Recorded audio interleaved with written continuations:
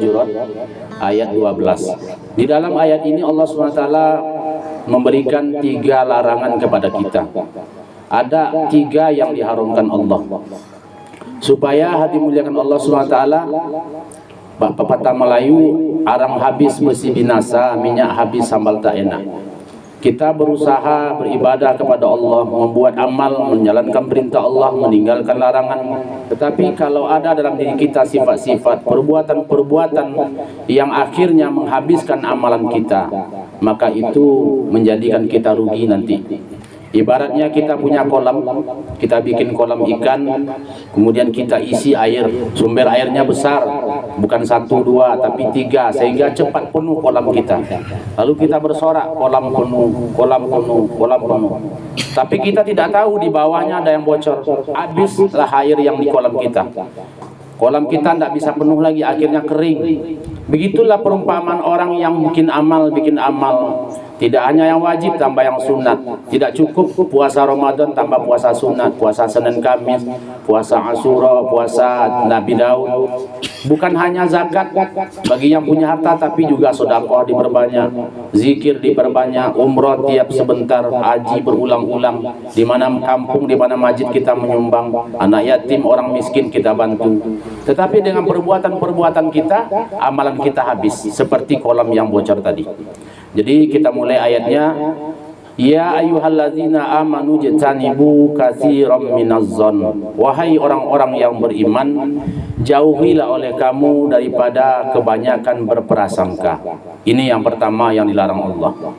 Dilarang kita untuk berprasangka. Jumpa dengan orang, sangka kita lain. Sudah berpuluh-puluh tahun kita bersama dia, kita pun sangka buruk. Bagaimana istri sangka buruk sama suami, bawaannya sangka buruk aja. Orang tua sangka buruk sama anak, tetangga sangka buruk sama tetangga. Allah Subhanahu wa taala mengatakan inna ba'dadz-dzanni ismun. Sesungguhnya sebahagian daripada prasangka itu adalah dosa. Maka berhusnuzon terutama kepada Allah Subhanahu wa taala, kemudian sesama manusia. Husnuzon. Karena dimuliakan Allah Subhanahu wa taala, kalau kita husnuzon, sangka baik sama orang, kalau orang itu berbuat buruk, itu urusan dengan Allah. Maka orang pasti diselamatkan oleh Allah SWT kalau dia tidak berburuk sangka. Dia tidak akan pernah membayar kalau dia tidak berhutang. Siapa yang menabur angin, maka dia akan menuai badai. Hati muliakan Allah SWT, ini yang pertama yang dilarang Allah. Yang kedua, wala tajassasu. Jangan kamu suka mencari-cari salah orang. Di antara kita selalu mencari salah, akhirnya saling menyalahkan. Maka yang diperintahkan kepada kita bertolak belakang dengan larangan ini, yaitu kita hendaknya mencari salah kita, introspeksi diri, menghisap diri. Bagaimana nasihat Umar bin Khattab, hasibu anfusakum qabla an tuhasabu. Hitung-hitunglah diri kamu sebelum kamu dihitung.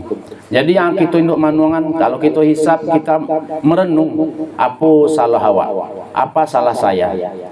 Suami saya kok kurang panas, kurang hotnya, kok dingin kayak gini kawak, apa salahmu? Mungkin awak kurang basege ke suami awak mungkin.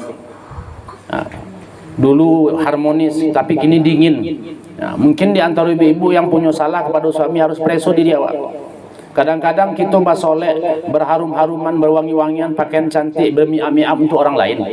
Contoh pergi ke pesta bukan main gaya awak, tapi tiba di rumah ke suami awak, pai suami ke karajo dilape je baju lalok, pulang suami ke karajo awak terima je baju dapur.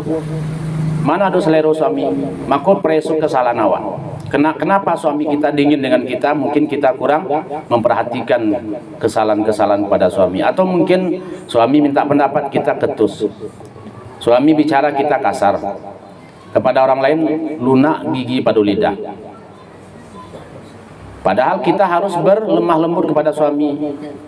Begitu juga sebaliknya suami kepada istri. Kenapa istri kurang perhatian kepada kita? Mungkin banyak kesalahan kita. Tetangga yang selama ini rukun, kenapa sekarang jarang? Apakah putus hubungan silaturahim? Mungkin kesalahan kita. Pernah suatu saat kita menyinggung perasaan mereka, tapi kita tidak sadar, kita tidak mau tahu. Periksa kesalahan. Anak mungkin kurang patuh dengan kita, mungkin kita salah cara mendidik anak. Sebaliknya juga begitu. Hadi mulia Allah, itu yang kedua yang dilarang Allah. Wala tajassasu, jangan cari-cari salah. Apalagi dalam perkara agama, ibadah orang jangan uruslah ibadah kita. Sudah betul enggak ibadah kita? Kalau itu yang terjadi maka saling menyalahkan. Yang terakhir, wala yaghtab ba'dukum ba'dha. Janganlah sebahagian kamu menggunjing sebahagian yang lain. Bahasa Al-Qur'annya ghibah. Bahasa kitanya gunjing. Mampakai kecian orang. Kalau orang Jawa bilang ngerumpi, ngegosip. Asal ada keburukan orang, sebarkan di kampung. Asal ada aib orang, tidak pandang bulu siapakah dia yang punya aib, ataukah keluarga orang, keluarga kita, sampai di mana-mana. Itu orang punya penyakit tukang gunjing. Orang yang tidak menutup aib saudaranya. Ada kejadian sampai di mana-mana. Demi Allah, saya baru menyampaikan ini, baru siap ceramah. Assalamualaikum. Tadi di SP5 ada gantung diri, Ustaz. Katanya suaminya selingkuh. La ilaha illallah. Atau pasuan yang saya oleh. Baru disampaikan ayat, kau ulang apa lihat? Diperintahkan awak untuk menutup aib. Tidak usahlah aib orang hidup, aib orang mati pun disuruh kita untuk menutupnya. Kakak pergi melayat tadi kak tempat siano, aduh, ya betul balalak matu kak ya. Buncit paut deh. Itu haram hukumnya Bapak Ibu. Itu aib orang mati, dilarang hukumnya haram. Apalagi aib orang hidup.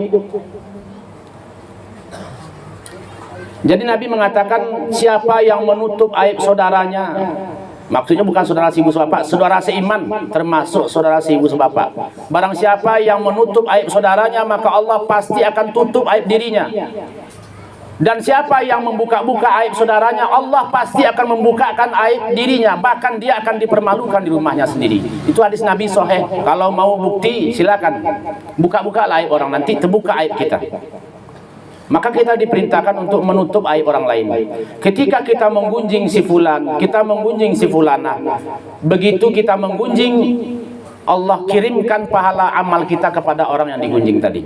Itu kata Rasulullah. Kita menggunjing orang, maka ketika itu Allah pindahkan amalan kita, pahala amalan kita kepada orang yang digunjing.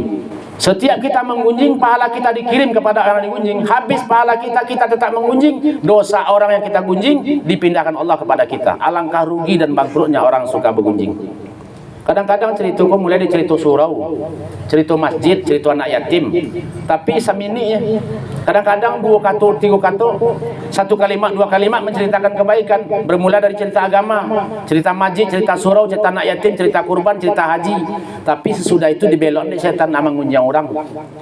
Ayo perlu kok kerjasama awak. Yo, patang kan ada Pak A tu nak dole. Yo nya sibuk di bini keduanya. Alah cerita tu leh. Nauzubillah min zalik. Itu pandainya setan. Jadi bapak-bapak ibu dengan ada menyampaikan ayat itu, ingat awak. Jangan sampai terlibat gunjing lagi. Mari kita sama-sama memberantas yang namanya ghibah. Bukan ibu-ibu, bapak-bapak banyak ahli gunjing gini.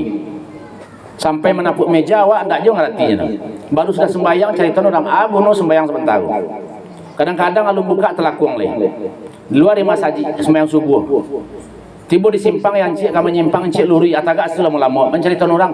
Demi Allah mau dengar telinga mampu.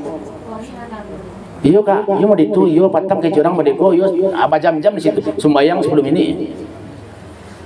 Itu perangai awak. Hati mulia ta'ala, maaf mengecek.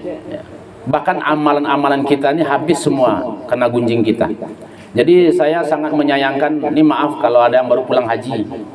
Keburukan-keburukan sepanjang kita menjalankan haji itu, baik dari rombongan kita, dari orang lain, dari cara pelayanan, atau mungkin orang lain nampak di situ, tak usah diceritakan di sini. Aib saudara awak, jangan diceritakan seakan-akan kita yang hebat. Kita pun punya aib yang harus kita balik dari haji, yang harus kita cari-cari, yang harus kita hitung-hitung, harus kita renungkan adalah kesalahan kita selama menjalankan haji. Mungkin kurang ikhlas, mungkin tak pernah nolong orang, mungkin ibadahnya tidak karena Allah. Harusnya kita mencari salah kita. Ini tak yang diceritakan pulang haji kesalahan orang aja. Bukan hanya haji, ibadah apa saja. Keluar kita dari masjid, kita tengok orang tak sholat, bukan main hinanya kita, hinanya orang itu dalam pandangan kita. Itu tidak sembahyang, pilih dan sembahyang. Sombong. Amalan kita belum tentu diterima Allah, kita sudah buat dosa dengan kesombongan kita. Kita bukan seperti itu, melihat orang tak sholat, kita doa, ya Allah beri hidayah saudara saya ini ya Allah. Kalau dia tetangga kita, keluarga kita, teman kita, kita ajak. Minimal kita doakan. Jadi jangan kita menggunjing orang lain. Hadi mulia ta'ala, buka Quran nanti di rumah. Betul enggak kata Ustaz nih? Kapan perlu kita punya tafsir, buka tafsir. Tafsir Ibnu Katsir, tafsir Jalalain, pokoknya buka, minimal terjemah Quran apa arti makna daripada ayat 12 surah Al-Hujurat ini. Wala yaghtab ba'dukum ba'da, jangan sebahagian kamu menggunjing sebahagian yang lain, kata Allah. Lalu Allah berikan tamsilan sesudah itu. Ayuhibbu ahadukum ayyakula lahma akhihi maitan fakaritumu. Adakah kamu suka memakan daging saudara kamu yang mati di antara kamu? Fakaritumu, pasti kamu akan jijik. Jadi kalau ada tetangga kita mati, kita ambil daging kita makan, sanggup enggak? Ada yang sanggup melayat, kita ambil daging kita makan. Itu ayatnya. Itu tamsilan Allah. Orang yang suka menggunjing berarti kita sama dengan memakan daging saudara kita yang mati. Wattaqullah, kata Allah dalam ayat itu, takutlah kepada Allah, bertakwalah kepada Allah. Innallaha tawwabur rahim, sesungguhnya Allah Maha penerima taubat dan Maha penyayang. Dapat kabar kah? Ada info baru? Allah tahu enggak telingu. Jadi tutuplah aib orang lain. Tutup, apalagi kampung kita, jangan sampai kampung sebelah tahu. Malu kita. Ini enggak. Yang terjadi kejadian di tetangga kita sampai beberapa RT, lurah yang lain, desa lain tahu. Karena orang-orang yang bergunjing tadi. Tutup. Nah, ini sampai saking hobinya menggunjing, aib rumah tangga sendiri sampai ada orang lain tahu. Nah, jadi kadang-kadang berjudul curhat. Dari curhat tadilah keluar ya kalimat-kalimat yang membuka aib rumah tangga kita. Jadi hadirin mulia Allah, itu beberapa larangan Allah dalam ayat ini. Semoga diberikan kepahaman oleh Allah.